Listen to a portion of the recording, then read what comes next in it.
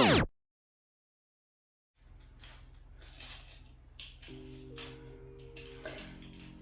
cleaning out my brushes right now because I want to do my hair, but this is the brushes I need. Like, these is my smoothing down brushes, the stuff I use to like slick my hair down. And I haven't cleaned these brushes in so long. I'm ashamed of myself. Look at this, disgusting. So that's what I'm doing right now. It is currently 4 a.m. and I look crazy because I started to do my hair and I saw what my brushes look like. So I'm doing this now. So I should have just waited, but once I get something in my head to do, I just need to do it and get it over with.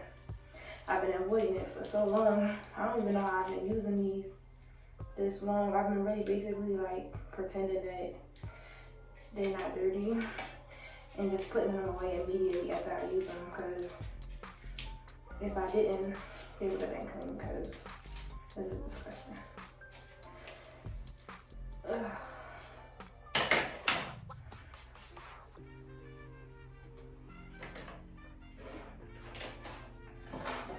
Even my edges brush look a mess. The other one do too. I need to find that one while I'm doing this, so I can clean it.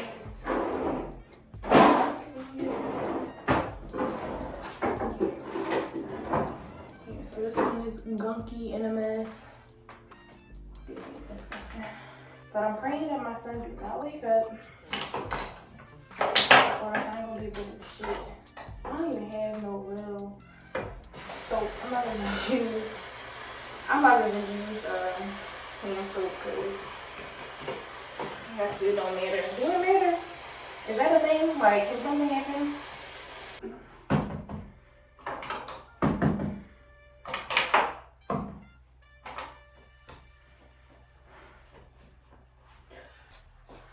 Yeah, but it's 4 a.m. and I am up because my son, for some reason, every time he meets a new milestone in his life, like he, not a new milestone, like age milestone. So every time he gets a new age milestone, he regresses some kind of way. I don't know why that is, but literally every time he gets to another like bracket, he starts to just regress and do things that like we thought we was past a while ago. Like, for example, 3 months, 6 months, 9 months, and now a year. Every time he hit one of those milestones, like, we got past him sleeping through the night. We never really had issues with him sleeping through the night. Once he fell asleep, he was always good for the rest of the night. Like, I never had issues with him waking up and us being up real late. Only time we had issues with him sleeping through the night, well, being up with him late, was like when we were trying to crib train him, stuff like that, or if he was sick. So when we tried to crib train him or something like that, that was when he had trouble falling asleep, but he never had trouble staying asleep once he went to sleep. Like, he would be relentless. He would stay up late when he was mad, but once he fell asleep, he never had trouble staying asleep. Like, we never had that issue. So it's like when he turned 3 months, he like started trying to not go to sleep, or only wanting to cling to me, or like, we never really had issues with him initially, wanting to get his pamper changed. Obviously, he squirmed and moved around like most babies do, but for the most part, he was fine with getting his pamper changed. He actually loved it. That was his bonding time, even when he was around family members and stuff like that. And he would be like nervous if like my mom or somebody would change him, even though he didn't always want to be left alone with them, because he wasn't really familiar with everybody in my family. He didn't cry when people changed his diaper. So that's an example too. Like, so when he would hit those milestones, he would then fall into this thing where he don't want nobody to change his diaper but me or his dad. He won't let people hold him except me or his dad. And it's really annoying, especially when you think, you know, you're not gonna have that issue because your baby wasn't doing none of that stuff. So it's like, okay, like, I'm not gonna have to worry about that. Like, I got past that because, you know, my baby not dealing with XYZ issue that most babies deal with. Like, you think that you get a break from some shit. Clearly, we didn't. We just, I guess, keep just going backwards. I don't know. But like, and then eventually, as that milestone passes on, maybe a week after a week, or a few days, he'll go back to normal and be more independent, trying to do everything himself and sleeping through the night, going to bed with no problem, not being so shy as time passed. But then as soon as he hit a new milestone, right back to the same old. And this went on until today, and here's why I'm up at 4 a.m. because he literally is in the mode now where he wants to wake up after we put him to bed for the night. He is, for some reason, just the last few days, just not cooperating. Well, I need to shoot him some bell because right now he just struggling as first-time parents. We made the mistake of, you know, not prioritizing crib training. Mostly because I'm like, okay, I'll do it at my own pace. He's still breastfeeding, XYZ. So now he's a year old. I'm currently trying to wean him off my breast. I'm getting better at it day by day. Like, so throughout the day, he doesn't want to feed, but he still needs it at night because despite his doctor, you know, warnings, I've been still letting him night feed, which means like he'll climb over to me in the middle of the night while he's still sleeping and just want to feed on me because I'm there, not because he's hungry or anything like that. So that's a part of the issue as well. I have like a 7-part issue. So because he night feeds, he it's going to be harder for him to get off my breast because I haven't tried to stop night feeding. Because I haven't tried to stop night feeding, he is more dependent than a baby would be at age 1. So he not just on it when he hungry, he on it to be dependent and as a pacifier, because that's basically what night feeding is. It's a pacifier because they're not hungry, they're not in the stage where they need to be nourished. They're just doing it because they can. And because of that, now we're at the point where he's 1 year old. I wanted to stop breastfeeding at 1 year old. And now it's a little harder because he still wants to night feed. So add that to the fact that we're trying to also get him out of our bed. And that's hard because he breastfeeds for one and he night feeds. So him being clingy on me throughout the night, one, he's going to wake up throughout the night. So even if I do get him to sleep in his bed, fall asleep, he's going to wake up in the middle of the night a few hours later looking to eat because that's what he normally does. So then he's going to wake up, look for me, realize I'm not there, but also realize he's in his bed. And you think he wouldn't think that. You would think you'd be like, no, he's a baby. It's not going to be a big deal. But no, he's smarter than you think. He's very aware when he's in his bed and when he's in my bed. It's really annoying. He's actually a little too smart for his own good. It's so frustrating. But yeah, so he's very aware of that. And because he's aware of that, now he's like screaming and hollering to get out of the bed. So now not only is he waking up, but now he refuses to fall asleep unless I put him in my bed. And he feels safe enough to know that he's not falling asleep in his bed. And I do safe because obviously he's safe, but he now, because he knows that I'm trying to put him in his crib, he's like refusing to fall asleep now and like spiting me. So that's another problem. So I'm trying to, and then now he's off his schedule because we just had family over for a little over a course of 10 to 12 days. Family has came because of his first birthday. They came to celebrate it with us. And with family staying here and us getting up and going to bed late, not getting in all his naps throughout the day because he's been doing things throughout the day with family. And just entertainment is very exhausting, and it's a change in his routine. So it's off his regular schedule. And I am not the most organized parent ever. And I am not on a schedule, so my son was never on like an official hour per hour schedule. But he at least took 2 naps a day. And he was in the bed by 10, fall asleep by 11:30, 12, and would be asleep all night. But when family came, that changed because, like I said, we, out of our routine, out of our element, entertainment, up late, naps is not at the proper times of day, not the right amount, XYZ.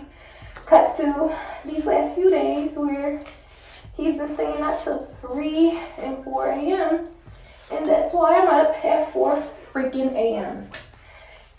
And I am trying to get myself back on schedule as well because before family was coming, I had just started working out again, trying to get myself in shape because apparently people don't tell you this. You don't really always gain weight from having your baby. You sometimes gain weight after having your baby, which I did not know or expect. But that's another story. But basically, I've been trying to work out and get myself together.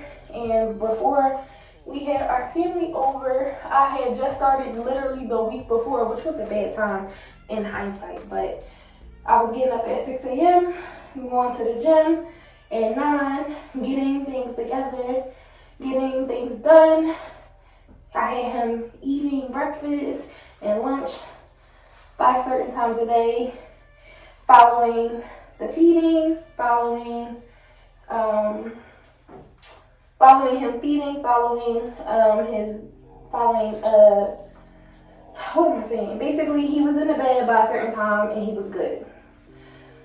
But now we're here and things are fucked up. So now I've been still trying to get up and go running. I've done it a couple of times since family hasn't been here, but I haven't been consistent. I haven't been eating well because that's another thing. I started eating bullshit because, we going out. I'm not cooking. And now I don't even be wanting to cook because I haven't been cooking. So now I don't want to either. But yeah, so we all fucked up now. And it's my fault. So now today my goal is to get myself together all day. I'm gonna torture myself to stay up all day so I can get him back on track. Because if I'm up, then he'll be fine. He'll be back on track. Because that way, I can control, obviously if I'm not asleep or sleeping in, I'm going to be able to control what time he eats and all that stuff to try to get it back on schedule. So what I want to do is, it's almost 5 now. I'm going to work on everything I need to work on, do everything I need to do, get myself together for the day. Now, I'm going to wake his ass up at 9 a.m. That's the longest I'm going to let him sleep till. He fell asleep at about 4. I'm going to wake his ass up at 9 a.m. And he's going to start his schedule over today. And I'm going to try to keep him up as long as possible from 9 a.m. My goal is to get him to eat breakfast, play, then eat lunch around 12, and maybe take a nap at 1. That's my goal for him to do all of that.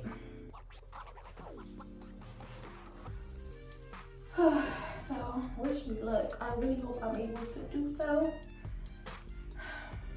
I got faith in me. I just need to, it all just hangs on it. All of this just is dependent on me being able to stay awake. And one of my hardest challenges with staying awake is going to be his nap, because I'm usually really bad with taking naps with him. That's another thing, because I take naps with him too. He's used to sleeping next to me even during the day. So it's hard for him to go to sleep during the day for naps without me. So you gotta like lay in the bed and do all this extra work because he's so dependent. And in general, like his personality isn't dependent, but I feel like I'm grooming him to be codependent, and I don't like that. And I feel like it's like a circle of bullshit, because once you get your baby on a track and used to certain things, it's hard to get them out of those habits. And when you get them in those habits, they refuse, they resist. It's just way easier to just say, fuck it. I'm not gonna use my nose. It's easier to just say, fuck it. It's not that bad. Until you want to do the do, and you can't. Because there's a baby in your bed. Even though that baby has his own bed. So, that's why I'm up there for him. That's my story. And I'm sticking to it. But yeah, so I'm just gonna slick my hair down. I put way too much wood on that way. Slicking my hair down. I'm probably gonna add some hair to it. I'm gonna see what this look like first, cause look, you don't feel like adding hair to it, but for it to be done, look done, I'm gonna add hair to it. But before, let me do this.